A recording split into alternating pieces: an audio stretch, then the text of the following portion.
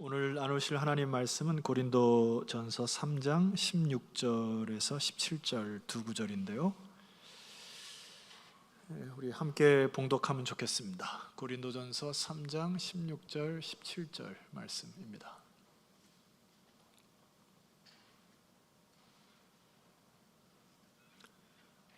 화면을 보시고 또 성경을 보시고 이 두 구절을 합독하면 좋겠습니다. 시작. 너희는 너희가 하나님의 성전인 것과 하나님의 성령이 너희 안에 계시는 것을 알지 못하느냐. 누구든지 하나님의 성전을 더럽히면 하나님이 그 사람을 멸하시리라. 하나님의 성전은 거룩하니 너희도 그러하니라. 아멘. 한 일주일 전부터 우리 그 세례자들이 좀 어리고 또 우리 이제 장년은 한 명이에요. 그래서 어떻게 이제 설교를 준비할까 많이 고민을 했습니다. 그래서 이제 동영상을 하나 준비했는데 우리 세례자들 잠깐 눈을 뜨고 동영상을 보신 이후에 제가 우리 현대인들이 깊이 고민하고 생각해야 할 과제가 있습니다. 그래서 여기에서 좀 안타까운 거는 이제 외국인 과학자가 얘기를 한 거지만은 이가 사용하는 단어가 뭐가 이렇게 우리 가운데 고민하고 깊이 생각해야 될 것인지를 여러분 캐치를 하셔야 됩니다. 그래서 세례자들 지금 딴 생각하면 안 돼요. 끝나고 나면은 우리 세례자들도 우리 현대인들 우리가 현대를 살아가니까 내가 어떤 부분에 고민하고 생각해야 될지를 한 단어씩 나눌 거예요. 알았죠? 잠깐 우리 동영상을 봤으면 좋겠습니다.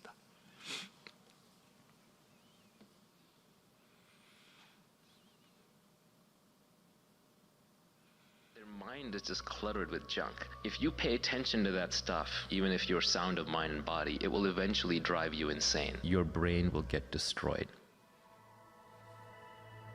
큰 노력 없이 돈을 쓸어 담는 방법이 있습니다. 사람들의 이목을 집중시킬 줄만 알면 되는데요. 돈만 버는 게 목적이라면 굳이 친절할 필요도 없습니다. 개똥아 라고 부를 것도 야 김개똥 일로 와봐 이렇게 위협적으로 부르는 게 더 효과적이죠. 이런 말을 듣는 당사자가 느끼는 불쾌함과 불편함은 흡사 언어폭력 전 단계 수준입니다. 근데 우리에게 이보다 더 심각한 것이 각종 낚시성 문구와 자극적인 내용의 컨텐츠라는 거 알고 계셨습니까? 거의 매일 일상 가운데 이것들에 노출돼 살아가고 있습니다. Do I want to work with this person? Do I want to associate with this person? Do I want to be friends with this person? Their mind is just cluttered with junk. The human brain is not designed to absorb all of the world's breaking news, 24/7 emergencies injected straight into your skull with clickbait headline news. If you pay attention to that stuff, even if you're well-meaning, even if you're sound of mind and body, it will eventually drive you insane. Goes back to Clockwork Orange, where he's has his eyes opened up and he's forced to watch the news. But I think that's what's happening right now. 소셜미디어, 정제설탕, 음란물, 게임 이런 것들이 weaponized, 무기화되었다는 것 인지하고 계십니까? Because these are addictive, right? Twitter, Facebook, Instagram, these are weaponized. You have social statisticians and scientists and researchers and people in lab coats, literally best minds of our generation, figuring out how to addict you to the news. Yes. And if you fall for it, if you get addicted, your brain will get destroyed. 소셜미디어, 정제설탕, 음란물, 게임 자체가 문제의 원인이 되기도 합니다. 하지만 더 큰 문제가 있습니다. Ancient struggle used to be the tribal struggle. You had your tribe of friends and family, you had your religion, you had your country, you had your loyalty, you had your nationality. At least you had meaning and support, but now you would struggle against other tribes. Modern life, we're so free, everything's become atomized. We stand alone. You live in your apartment alone. You live in your house alone. Your parents don't live nearby. Your friends don't live nearby. You don't have any tribal meaning. You don't believe in religion anymore. You don't believe in country anymore. It's fine. You got a lot of freedom. It's fantastic. 우리가 개인화되어 흩어지면서 이것들의 공격을 이겨낼 힘이 약해져 버린 겁니다. 그래서 자기 개발을 포함한 각종 지식들이 마렵고 필요하게 된 거죠. But now, when they come to attack you, you're alone and you can't resist. So how do they attack you? Look at how it happens. Social media, they've massaged all the mechanisms to addict you like a Skinner pigeon or a rat who's just gonna click, click, click, click, click, can't put the phone down. Food, they've taken sugar and they've weaponized it. They've put it into all these different forms and varieties that you can't resist eating. Drugs, right? They've taken pharmaceuticals and plants and they've synthesized them. They've grown them in such a way that you get addicted. You can't put them down. Porn, right? If you're a young male, you wander around the internet, it'll like sap away your libido and you're not going out in real life society anymore because you've got this incredibly stimulating stuff coming at you. Video games, another way to addict people. You have entire large factories of people that are working to addict you to these things, and you stand alone. So the modern struggle as an individual is learning how to resist these things in the first place, drawing your own boundaries, and there's no one there to help you. Our generation is the transition generation. I think our kids will know how to handle it better because they'll grow up with it. I hope.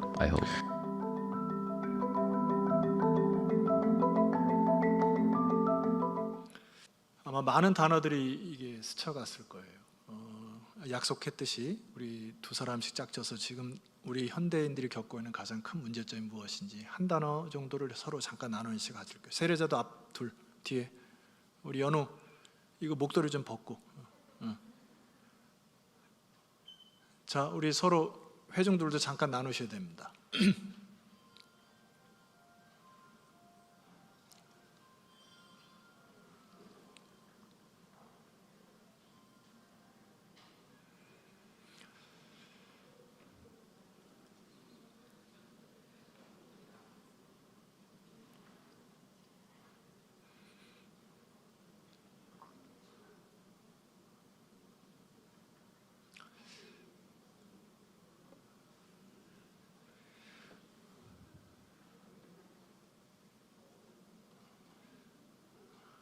예, 뭐 됐습니다.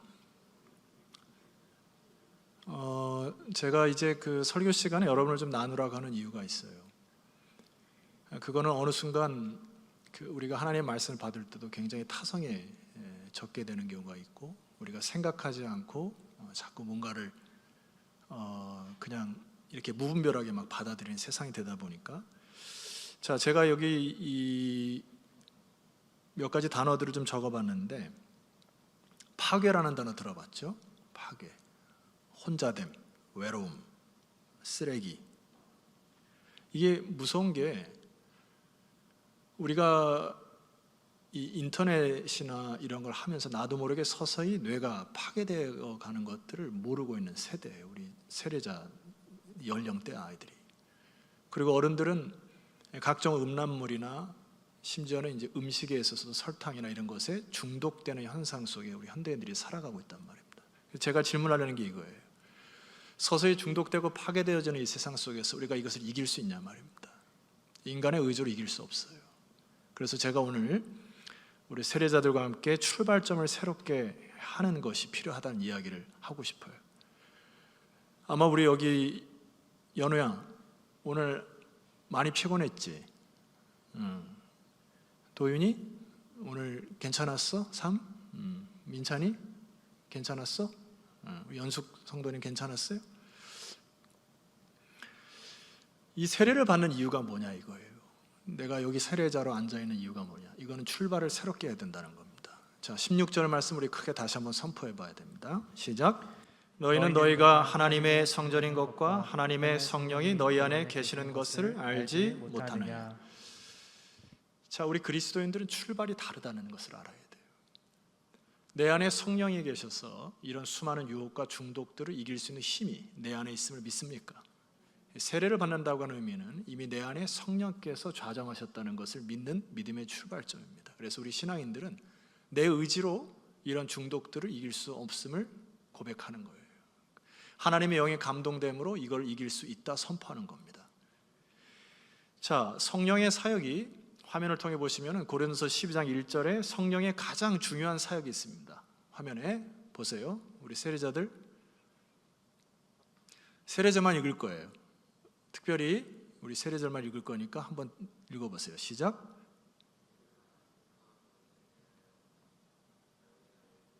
크게 하세요. 다시 하세요. 연우 우리도 크게 해요. 자, 시작.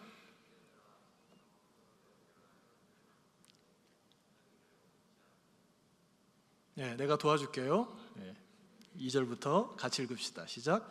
너희도 알거니와 너희가 이방인으로 있을 때에 말 못하는 우상의 일곱 끈은 그대로 끌려갔느니라. 이거 보세요. 성령을 알기 전에는 우리가 그냥 끌려다니는 인생을 살았다는 얘기예요. 밤에 포르노를 보고 게임에 심취해 있어서도 내가 이게 하나님의 영광인지 모르고 그냥 사는 거예요. 자, 그러나 3절 말씀 보세요. 그러므로 내가 너에게 알게 하노니 하나님의 영으로 말하는 자는 누구든지 예수를 저주할 자라 하지 않고 또 성령으로 아니하고는 누구든지 예수를 주라 할 수 없느니라. 이게 무슨 말입니까? 자, 우리 회중들 예수님을 구세주 예수로 믿습니까? 이거는 나의 의지로 할 수 없는 일입니다. 이미 내 안에 성령께서 오셨다는 얘기예요. 세례를 받는 자들을 문답을 했는데 여러분들이 계속해서 내가 질문을 했던 거는 내 입으로 예수를 주라 시인하냐 말이에요. 우리 세례자들 예수를 주라 시인합니까? 내가 할 수 없다고. 이거는 이미 내 안에 성령께서 오신 거예요. 이미 내 안에. 이게 출발이 다르다는 겁니다, 신앙인들은. 그래서 우리가 힘써야 될 것이 있다는 것이 오늘 본문의 두 번째 메시지예요. 여러분 17절을 한번 보세요. 17절을 큰 소리로, 우리 세례자들이 오늘 좀 많이 힘드니까 우리 회중이 읽어주도록 하겠습니다. 우리 17절을 큰 소리로 읽습니다. 시작. 누구든지 하나님의 성전을 더럽히면 하나님이 그 사람을 멸하시리라. 하나님의 성전은 거룩하니 너희도 그러하니라. 자, 우리는 이미 하나님의 영이 우리 몸 안에 거함을 믿습니까? 말씀에 의지하면 우리는 이미 하나님의 성전이에요. 출발이 다르다 말씀드렸어요. 우리는 하나님의 거룩한 성전입니다. 그래서 우리가 평생 동안 힘쓰고 애써야 될 게 뭐예요? 하나님의 영 안에서 성전을 더럽히면 안 됩니다. 그러면 이것을 어떻게 성경에서 성전을 더럽히지 않은 방법이 있을까? 두 가지가 있습니다. 여러 가지가 있지만 두 가지 말씀드려요. 첫 번째는 에베소서 4장 30절 말씀 보면은 사도 바울이 우리에게 이렇게 권면합니다. 너희는 성령님을 근심케 하지 말라. 한번 따라합시다. 성령님을 근심케 하지 말라. 근심케 하지 말라. 성령님을 근심케 할 때 우리의 성전이 더러워지는 겁니다. 여기 성령을 근심케 하다라고 하는 정확한 뜻은 죄인질도 알면서 의도적으로 계속 죄를 질 때 성령이 근심하는 겁니다. 자, 내 성령이 근심케 되면은 성령이 일단 우리 안에 거하셔서 여러분의 심령을 책망하세요. 그렇게 하면 안 되지. 양심을 계속 찌릅니다. 그런데 이것을 무시하고 계속 의도적인 죄를 짓는 순간 성령님께서 징계를 하세요. 그래서 궁극적으로 하나님의 백성들을 회개에 이르도록 합니다. 그래서 우리가 예수를 주로 믿고 입으로 고백한 이후에도 계속해서 습관적인 죄를 짓게 되면 내 성전을 더럽히게 되는 거예요. 그래서 하나님의 성령을 근심케 하지 마셔야 합니다. 그래서 양심이 찌를 때 주 앞에 나와 회개하는 거예요. 자, 두 번째 방법이 있어요. 데살로니가 5장 19절에 보니까 너희는 성령을 소멸치 말라 했습니다. 이 소멸하다는 말이 뭐예요? 이것을 이렇게 쉽게 좀 표현할 수가 있는데, 이 소멸이라고 하는 단어는 불을 연상하면 됩니다. 제가 이제 우리 교회를 예를 들 때 이 모닥불의 원리를 많이 드는데, 자, 모닥불이 활활 타올라요. 이 불을 어떻게 끄면 되죠? 두 가지 방법이 있습니다. 자, 불을 끄는 방법이 뭐가 있어요? 캠프파이어를 예를 드는 거예요. 여러분이 수련회 때 캠프파이어 하잖아요. 캠프파이어 할 때 장작을 막 떼잖아요. 불을 끄는 방법이 뭐가 있습니까? 얘기해 보세요. 예. 또, 다 들리고 있어요. 거의 불이 꺼질 때 물을 갖다 붓거나 모래를 갖다 부는 방법이 있고, 또 한 방법이 있습니다. 장작을 공급하지 않으면 불은 꺼집니다. 성령을 소멸한다 했을 때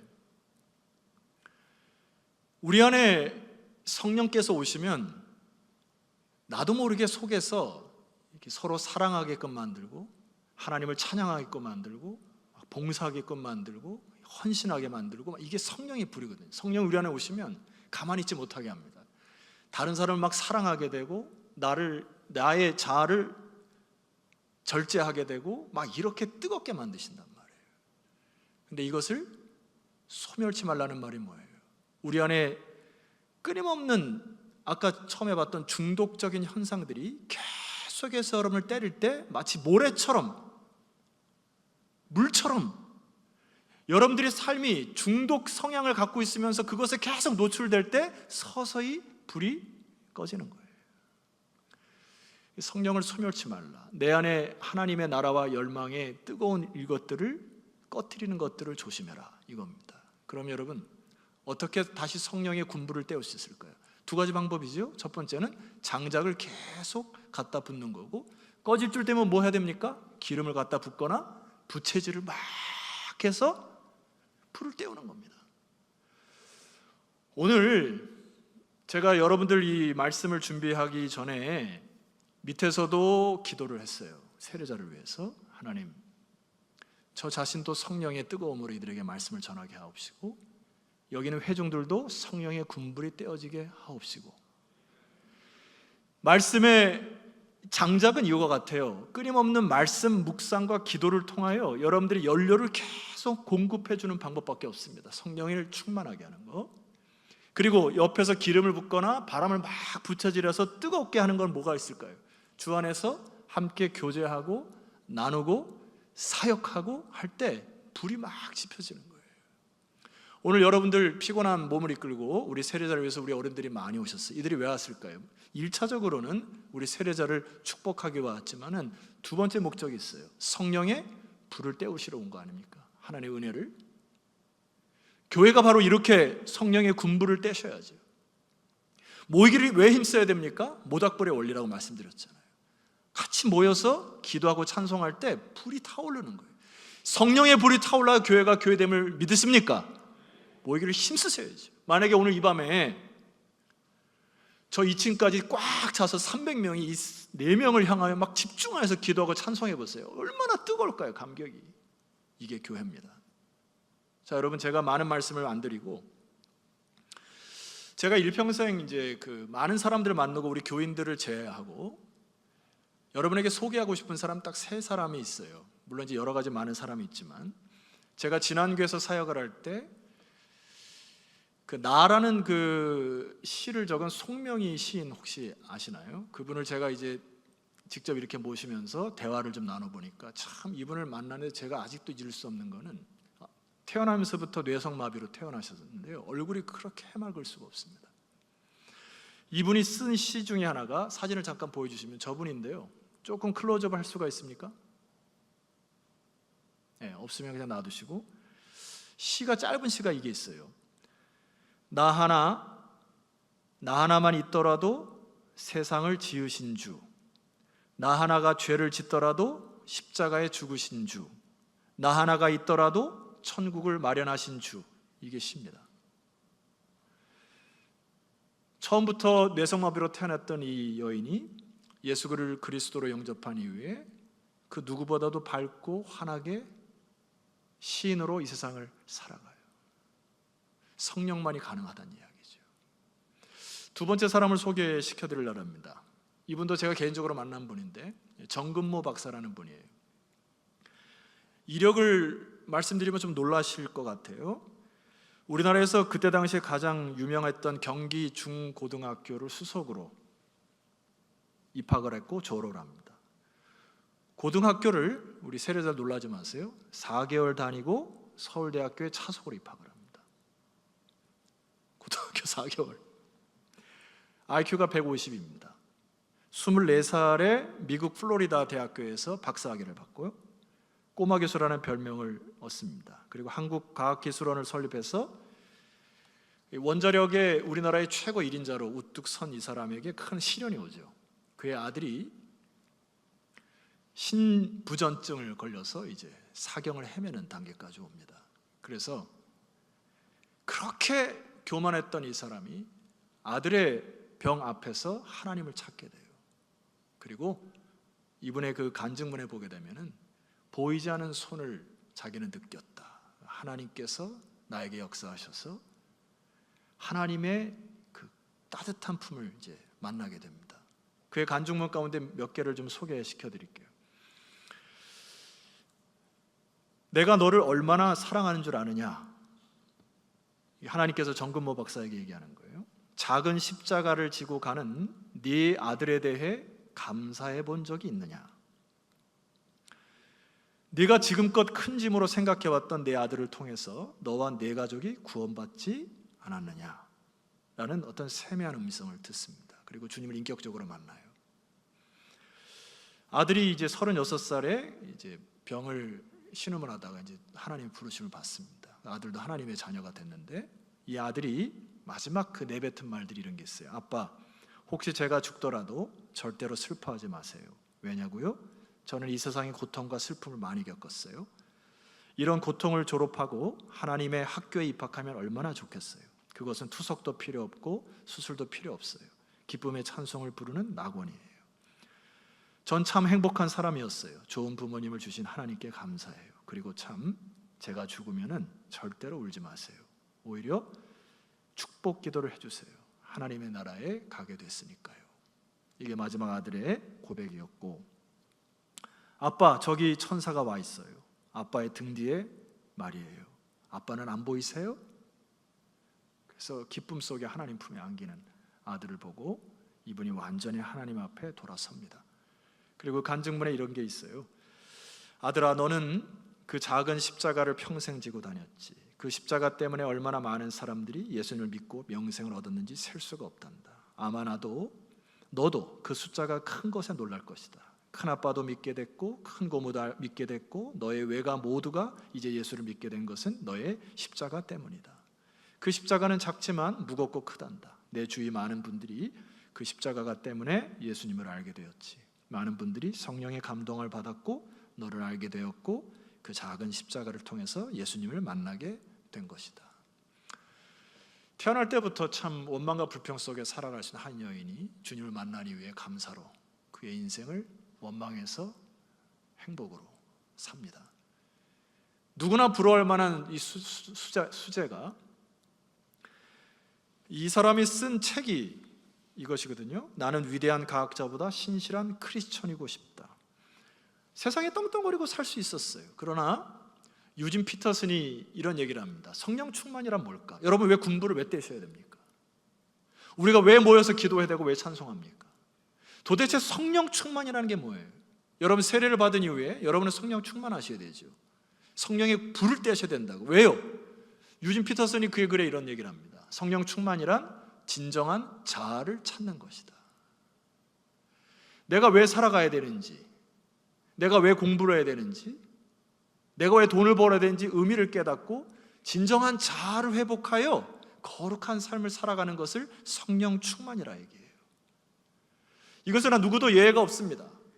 신분이 낮은 자나 높은 자나 학력이 낮은 자나 높은 자나 할 것 없이 성령의 충만함이 있게 되면 진정한 자아를 찾게 된다. 오늘 세례자들이요, 세례를 통하여서 여러분의 자아를 찾기를 소망합니다. 한 사람을 더 소개시켜 드릴게요. 지난 2달 전에도 잠깐 만났던 어떤 친구인데 최철규 만화작가 사진만 그냥 보여주세요. 저보다 한 4살 정도 어린 이분이 일전에 우리 교회 간증도 나왔습니다마는 주님을 만난 이후에 성적인 빨간 만화책만을 그리다가 이제 주님을 만나고 나서 자아를 찾고 난 이후에 세상의 돈과 명예 다 포기하고 주님의 영광을 돌리는 만화를 그리기 시작합니다. 평범한 삶으로, 일상 속에서 도대체 하나님이 기뻐하시는 것이 무엇인가를 씨름하면서 새를 전전긍긍하면서 버텨내고 기쁨으로 살아가요. 우리에게 성령 충만이 필요한 겁니다. 말씀을 마칠게요. 우리 세례자들만 고백하세요. 세례를 받는다는 것은 따라합시다. 세례를 받는다는 것은 우리 청소년들 자전거 운전해봤지? 우리 성도님 자전거나 자동차 운전해봤죠? 저는 세례라고 하는 걸 이렇게 생각해요. 다시 한번, 세례를 받는다는 것은 핸들 이양식이다. 자동차를 몰거나 자전거를 몰 때도 이제 여러분이 모는 게 아니에요. 하나님의 영이 감동되어 핸들을 맡기는 겁니다. 사람들이 많이 착각해요. 내가 조금 선하게 노력하면 하나님 이쁘게 봐줘. 그게 아니에요. 순서가 잘못됐습니다. 나는 하나님의 거룩한 백성으로, 이제 오늘 세례받은 이후에는 하나님의 영이 거하는 여러분들은 거룩한 성전이라고 성경에 기록되었어요. 그러니까 나는 하나님 백성으로 이제 살아가는 겁니다. 하나님의 영에 의하여 기도하고 선택하고 판단하고 인생을 살아갈 때 진정한 자아를 찾을 것이에요. 우리 세례자들 아멘이시죠? 오늘 여기 반석에 참여한 모든 성도님들도 성령의 불을 떼시기를 주의 이름으로 축원합니다. 그래서 함께 모여 막 피땀 흘려 사역하고 말씀 선포되면 함께 나누고 막 뜨거운 불들을 서로 지펴서 우리 인생, 아름다운 인생, 의미 있는 인생, 가치 있는 인생을 만들어 갔으면 좋겠습니다.